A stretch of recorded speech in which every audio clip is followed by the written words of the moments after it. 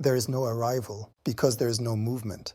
But the illusion of arrival creates your suffering.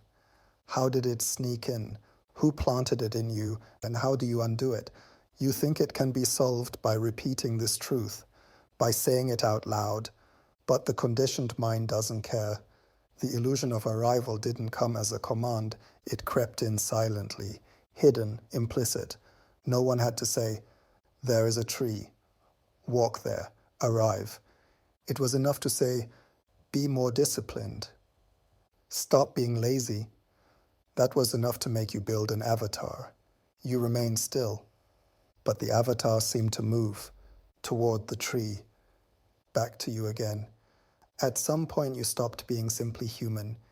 You became human plus avatars, and with repetition, you began to mistake the avatars for yourself. I'm moving. I'm striving. I'm disciplined. A lion that thinks like this starves. He either hunts or he dies. Only humans can survive inside fake arrivals, forever chasing, never reaching. And here comes the cruelest trap. When someone tells you how to reach the tree, you build not just another avatar and lose both paths at once. You can no longer sit still and see the tree as it is, because now your seeing is polluted with instruction. You are not looking, you are comparing. Am I doing it right? Am I disciplined enough? Am I moving the way I was told? And you can no longer truly reach the tree, because now the way is secondhand, borrowed, inherited. It isn't yours. And the tree will not let you arrive like that. The only way you ever reach the tree is when it becomes unbearable to be here and not there. When the stillness turns heavy, when the gap burns inside you, when pretending to move finally collapses. That's when movement happens, not avatar. Why do we do this to ourselves? Simple, because we can. We can generate infinite avatars.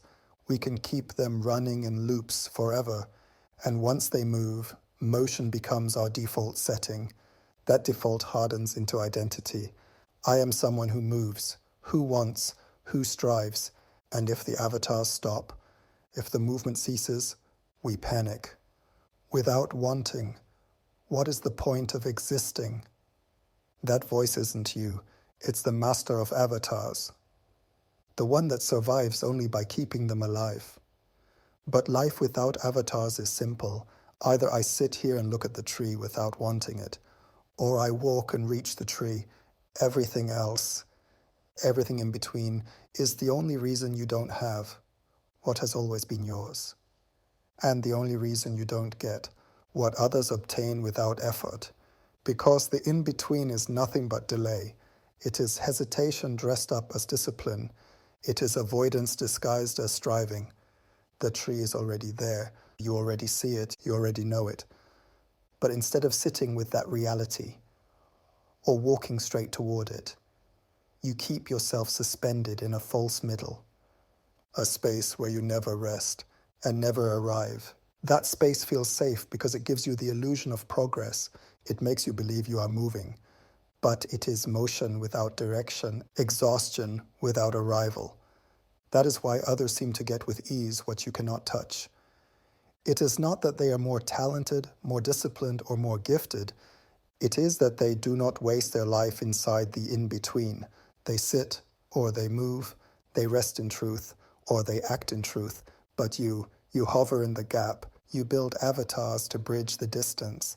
And then you confuse the avatars for yourself. And that is why you feel stuck. That is why what is already yours seems unreachable. Because as long as you live in the middle, you will never taste either. You will not enjoy the stillness of sitting before the tree. And you will not know the satisfaction of touching its bark. You will only know the struggle of being almost, always almost. And that almost is the heaviest chain a human can wear.